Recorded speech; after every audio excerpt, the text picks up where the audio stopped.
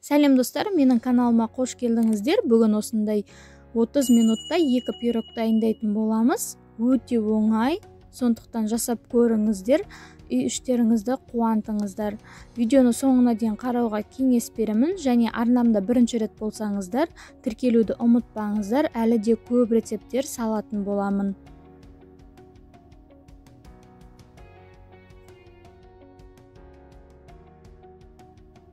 Бізге қажетті заттар осылар. Енді бастаймыз. Жасап жұмыртқамызды, қантымызды жақсылап араластырып аламыз.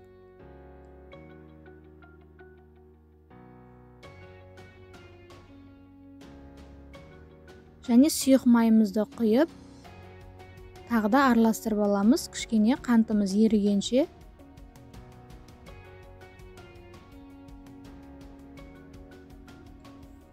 Мөлшерлерін описаниеге қалдырып кетемін. Енді айранымызға бір шай қасық ас содасын салып араластырып аламыз да сұйық массамызға қосамыз. Жақсылап араластырып, енді ұнымызды салатын боламыз. Ұнымызды 2 бөліп саламыз, бірден бәрін салып жібермейміз.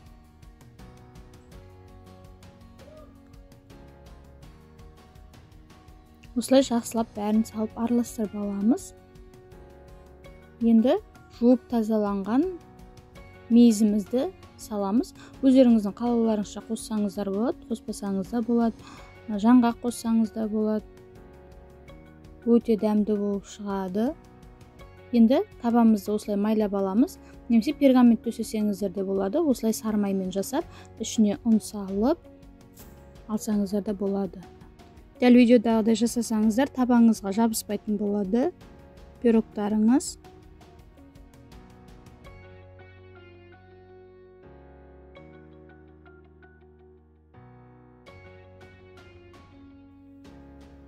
Ал енді табамызға массамызды құйып, алдын ала пешімізді қыздырып қоямыз. Мен қыздырып қойдым.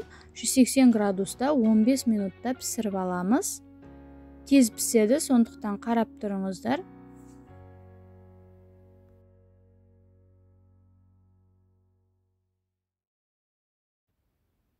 Міне пирогымыз дайын болды. Енді бетіне осылай қант ұнтағын септім. Өте жұмсақ болып шығады, кесілуінен де байқалып тұрған шығар. Сіздер де жасап көріңіздер. Өте дәмді болып шығады. Ас болсын. Ал енді екінші пирогымызды бастаймыз. Екінші пирогымызда да бұның ерекшелігі ортасында тосап бар, яғни варенье қосамыз. Дәмі өзгеше болып шығады. Видеоны соңына дейін қараңыздар.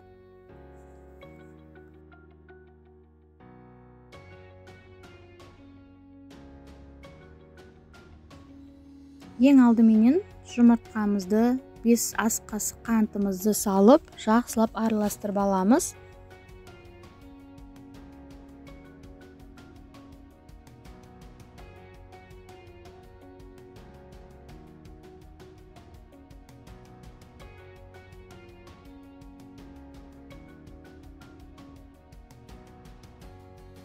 Содан соң сұйық майымызды салып, тағы да жақсылап қанты ерігенше араластырып аламыз.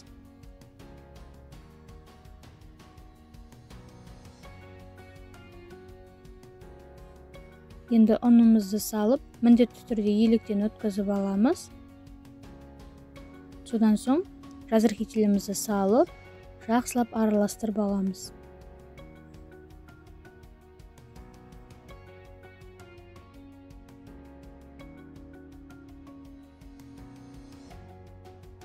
Ұнымызды бөліп саламыз, бірден салмаймыз.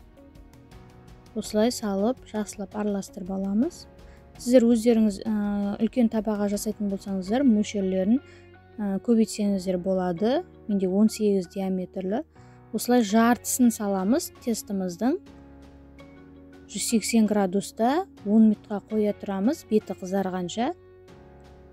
Содан соң алып жартылай пісіреміз, яғни. Енді тосабымызды бетіне осылай жағып шығамыз. Менде өрік тосабы болды. Блендерменен езгілеп алдым.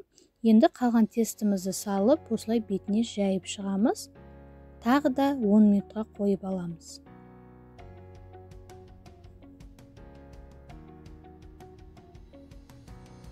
Пирогымыз дайын болды. Өте жұмсақ болып шығады. Дәмі ерекше екен басқа пирогтарға қарағанда. Өйткені ортасында вареньеміз болғандықтан басқаша болып шықты дәмі. Сіздерге де жасап көруге кеңес беремін. Осылай міне жұмсақ болып шығады. Ерекше шаймен ішуге керемет екен.